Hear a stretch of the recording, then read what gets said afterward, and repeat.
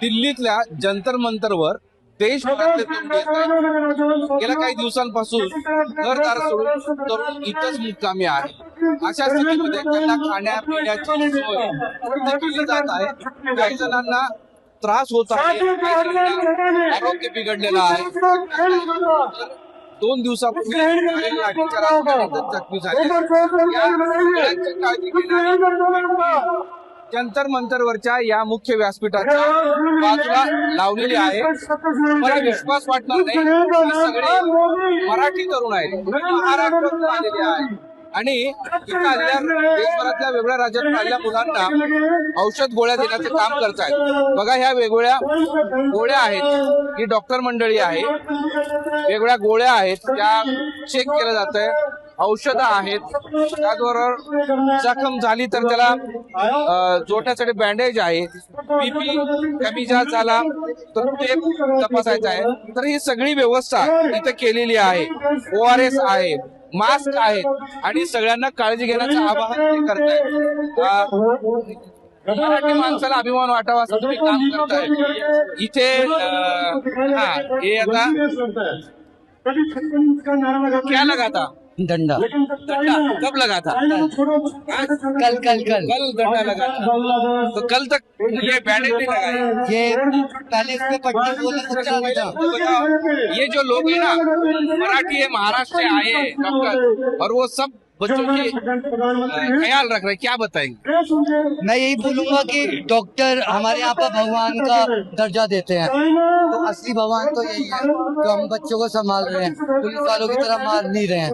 तो जख्म देने वाले भी हैं, जख्म भरने वाले भी हैं।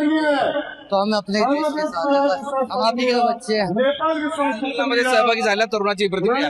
आपण एक्झॅक्ट कुठून आला आहात आणि हे सगळं व्यवस्था करण्यामागचा तुमचा उद्देश काय होता? आम्ही आलोय महाराष्ट्रातून, रायगड पनवेल मधून आलोय आणि हे आमचे डॉक्टर आहेत, डॉक्टर रियाज पठाण खान. खोपोलीमध्ये त्यांचं हॉस्पिटल आहे.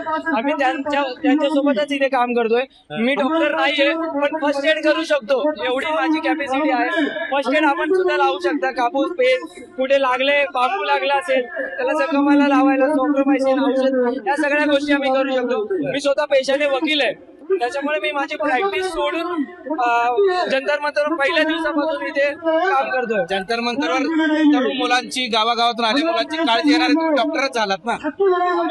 आम्ही एक फर्स्ट एड करतोय. डॉक्टर खरे हे खरे डॉक्टर आहेत, यांचं हॉस्पिटल आहे, हे हॉस्पिटल सोडून इकडे आलेत. आपलं नाव काय? माझं नाव आहे डॉक्टर पठाण, खोपोली, रायगड, महाराष्ट्र इथं राहतो. हे मग एवढं सगळं घेऊन येण्यामागचं कारण आहे, हे कुठून आणलात आणि इथे ही सगळी सेवा करण्यामागचा उद्देश काय? देशामध्ये जे होते आता जंतर मंतर जे चाललेलं आहे, तो एक ऐतिहासिक आंदोलन आहे. आता जगात असं आंदोलन ना भूतो ना भविष्यात कधी झालं ना कधी होणार आहे. या आंदोलनात माझा पण काहीतरी खारीचा वाटा असावा, त्यासाठी मी इथं आलो होतो. इथं आल्यानंतर मी आता जेव्हा आपण मार्च काढला होता, त्या मार्च मध्ये मी सामील होतो. आणि जेव्हा आम्ही केरला हाऊस इथं आमचा मार्च केला तेव्हा 3 वेळा आमच्यावर लाठीचार्ज झाला. लाठीचार्ज झालेल्या सर्व रुग्णांना ऑन द स्पॉट तिथंच मी उपचार दिले. मेडिकलचे किट्स बरोबर घेऊन गेलो होतो. तिथं ऑन द स्पॉट मी त्यांना उपचार करत होतो. 340 लोकांना मी तिथं उपचार दिले.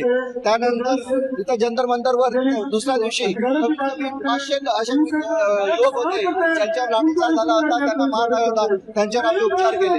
हे जे पाहतायत हे इथल्या सगळ्या नागरिकांनी डोनेशन दिलेले. इतक्या प्रचंड प्रमाणात आम्हाला औषधांचा डोनेशन येतो. इतक्या प्रचंड प्रमाणात आमच्याकडे सॅनिटरी पॅड, आमच्याकडे एक ट्रक भरून सॅनिटरी पॅड डोनेशन आलेलं आहे.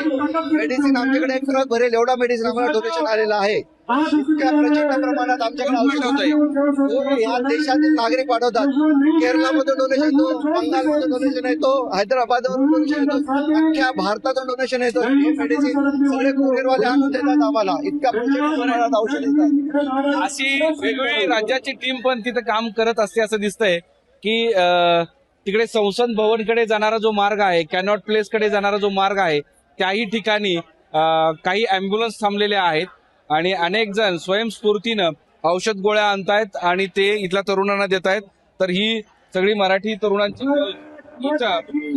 स्वयंसेवक आहेत, आंदोलनामध्ये आहेत आणि प्रत्येकाची काळजी घेण्यासाठी इथं तत्पर राहिलेले आहेत. आता जोपर्यंत हे आंदोलन सुरू राहील तोपर्यंत हे अशीच सेवा करणार असल्याचं त्यांचं म्हणणं आहे. महाराष्ट्रातील सर्व बातम्यांचे विश्वासार्ह व्यासपीठ. सकाळच्या सर्व सोशल मीडिया प्लॅटफॉर्मला लाईक, फॉलो आणि सबस्क्राईब करा. तसंच सर्व नोटिफिकेशनसाठी बेल आयकॉन प्रेस करायला विसरू नका.